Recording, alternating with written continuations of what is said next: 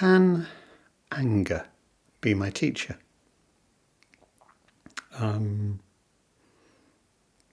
worked for about a decade as a Buddhist prison chaplain, and obviously in prison, inside, and the reason why a lot of people in prison are in prison is to do with the violence that comes from anger. Anger can literally kill. It does. And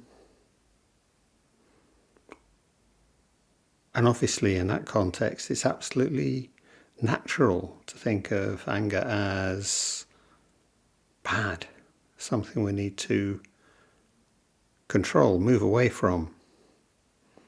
And of course, there's a lot of good work being done both inside and outside prisons in terms of anger management. Not simply, well, don't just get angry, but what do we do with it? But maybe it's a bit of a jump from there to thinking about, can anger actually be my teacher? I think the key thing about anger is that we really don't want to feel it. How does anger feel? That's one of the reasons last week's talk I was trying to focus on the body, on actual bodily sensation. How does anger feel? Essentially, it's tension, but not just any tension. It's really excruciating tension. I mean, when we're sitting, we probably get used to, when sudden hip cramp or a sudden knee cramp or something, and that feeling that I have to move, I have to do something now, I have to change this. And anger is like that, but with bells on. Anger is a demand. It's a tension that demands release. It demands to be released now. Do something. Do anything.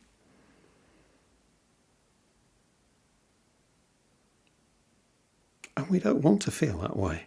So we do anything. We do really virtually anything. We don't want to feel that way. And I think what I'm asking is, if we're prepared to feel that way, we might just learn something. Anger demands expression, and that's in the literal meaning of that word. We're taking something and we're pushing it out of ourselves. We're pushing it away from ourselves. We're pushing it out into the world. Or we might try and push it down inwards. But basically the expression of anger, where I feel my throat tense before telling you exactly how it is, or my fist clench before showing you how it is, or take my head back to collide with the wall. That's the moment at which I've actually lost the anger. I've lost my connection with it. I've lost being that anger. I'm now doing something with it, getting it out, getting it away from me, displacing it, dissociating myself from it. I may not even feel angry at that point. And of course, anger is itself in many ways a kind of displacement anyway. It's a displacement from our fear. If we look back into our anger, if we feel back into our anger, there's generally fear there. And there's often shame there as well. And some things about anger, okay, I'm saying we just don't want to feel it. Some things about anger, hey, maybe feel good. The excitement, the adrenaline pumping, the blood, the raising of my blood pressure, the sense of being about to act. Yeah, maybe that bit we like, but the frustration of that, if I can't discharge, that's just horrible. That's not what I want. And of course, there are different ways I can displace it. I can go off into stories. If I'm not going to lash out or I'm not going to shout now, I can begin to make up stories. I can begin to tell myself about how unfair this is, how unreasonable you are, what a dreadful situation this is. And I can feed, I can stoke, I can retain something of that feeling. It's okay because I will act. I can push that expression off into the future a bit and keep that away. And anger is always about distance. It's about closeness or distance. What our practice asks us to do is something very different. It asks us just to stay with this feeling. Just as if you get a pain in your knee, the teacher might ask you to just, stay with that pain in your knee. Explore it. Feel into it. Is it coming and going? Is it constant? Does it change? And over time, how does it arise? How does it leave you? Well, anger's pretty much a whole body experience. So, it'll be focused, maybe in my chest, maybe in my neck, my shoulders. I will be able to feel a lot of this anger. I will be able to feel around a lot of this anger. I'll be able to feel the pain, maybe the burn. Good hot anger, if I'm not prepared to rush off and act on it, it burns. The heat, just consuming. The moment I start to act, the moment I move, the moment I start to act out, I'm trying to escape, I'm trying to evade, and really all our practice asks us to do initially is just to stay there, not move, not act out, not push away, just be this anger, the same way I might ask, be the pain in my knee. And because we're psychophysical organisms, the emotion in my heart is always connected to the pain in my heart. Mind and body, emotions, thoughts, all together.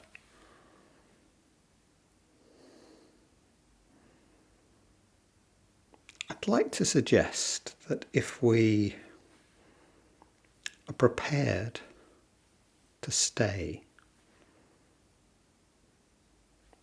with this maybe mild, maybe intensely unpleasant feeling of this actual anger as it actually is in this body, in these emotions, in these thoughts, in this moment.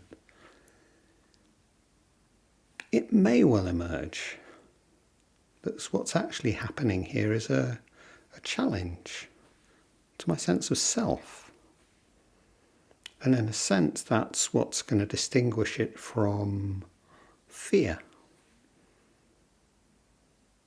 It's actually what may well connect it up with a sense of shame, and shame is a big subject, and we touch into that from time to time. Think about it. If I'm walking in the local park, suddenly there's a tiger in front of me. What? I'm probably going to feel fear. I'm probably not going to be angry. It's a lot further down the track that I'm going to go, what was the tiger doing there? Whose responsibility was it? No. I said, what do? Or if I'm walking past the tower block and I look up, I happen to see there's a piano, grand piano, heading down at speed directly to the point where I'm stood again. Fear. Move. Yeah, move, act, but not anger. It's when my sense of self is threatened that I begin to feel angry. And within Zen, within Buddhism, it's quite traditional to talk about that in terms of ego, pride, personal vanity. I don't think that's entirely unreasonable. And our old friend Diane Rossetto talks about this in terms of requirement. I've got a requirement that this situation be a certain way, and when it's not, I get angry. Yeah, and I think that's all perfectly fair, but I also think it's kind of missing the point. Because the classical answer to that is, yes, it's this terrible sense of self that I possess, which is the problem. If only I wasn't this ego, if only I wasn't selfish and bad and the rest of it, then I wouldn't feel this anger. Bad me. And that's separate. That's pointing out my separation. And in a sense, it's saying it's only to do with me. It's nothing to do with the world. But I am a part of the world. I'm not separate from... That's our basic position. I am not separate from the world. So how can it be to do with me and not be to do with the world? What I'd like to suggest instead, and, if you've been watching a few of these talks, you will have some idea what's coming, is that this is about relationship, because our sense of self is a social sense, is a relational sense, a mutual sense. I am only me because you are you, and you're only you because I am me, and I'm here for you and you're here for me. And that, on the whole big scale, whether that's one-to-one or the whole world. What our anger actually shows us is there's a glitch, a problem, a rupture, a temporary failure in our relationship, whoever we are in that moment. And if I'm mad at myself, that's one aspect, one part of me being mad at another aspect, another part of me. That's an internal set of relationships. If I'm mad at you because of what you did, well, that's our relationship. If I'm mad at society or mad at the government or, whatever, then that's a different set of relationships again. But what my anger is always pointing to is this problem, this rupture in relationship, which is why, if I act on it, if I just push it away, shout at you, shout at the TV, hit somebody, hit the wall, I'm missing the point. I'm missing the teaching. I'm missing what this anger is trying to tell me. Come on, look at this relationship. What does it need? What do we need to do here?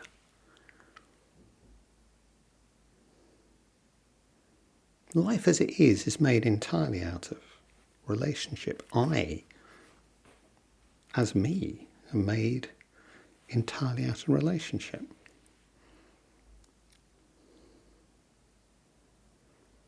So we can look at this in both a very general sense, but also it's always specific. It's always about a rupture in this relationship, here and now, that we're dealing with. But the more general sense is, I think, the sense of lawfulness, which we've been trying to develop, is really important here. This sense of the rules we play by in our relationship, whether that's me with my partner or my children, or being a citizen of the United Kingdom or whatever. We kind of know the rules. Very often these are absolutely implicit. They never need verbalizing unless unless we feel they've been broken. Normally we just exist. Some contexts, obviously you need to write them out, whatever, but in general, it's just this sense of what's fair, what's, as the French say, normal, what's just. What works? What can I expect of you? What can you expect of me? And it's a challenge to that, what we'll call the rules of the game, the rules of relationship. Again, not formal, not a contract, just how we do things. How we do things when they work.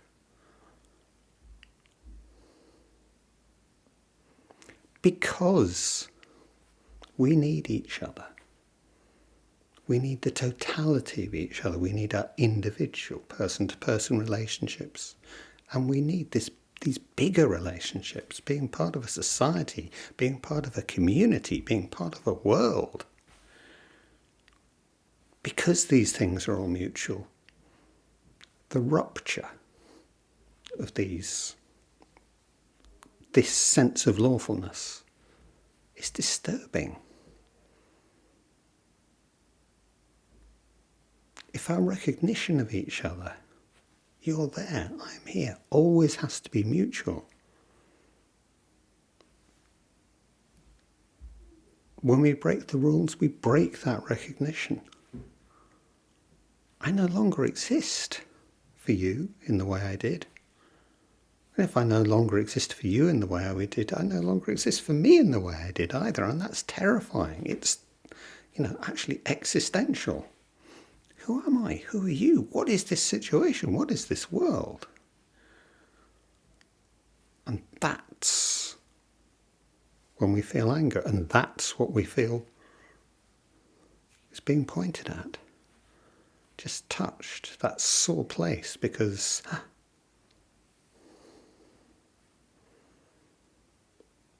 any real relationship has resilience. It can take stresses. It's not like everything has to go perfectly with your partner, with your children. It never goes perfectly. And that's fine. Because that's what relationship is. It's failure. It's, okay, we got that wrong. Coming back. A bit like sitting, a bit like our Zen practice is just coming back and coming back and coming back. And that's what relationship is too, because we have that recognition. So when it fails for a moment, we repair it. We find what's necessary. And if we're caught up in the stories around this anger, if we're caught up in the physical response, as long as I need to point, as long as I need to shout, as long as how can I meet you? How can I meet you with openness, with possibility, with our relationship? And that's what I need to do. What does this relationship need at this moment? Many possible things. Maybe we need to have that honest conversation we've been putting off.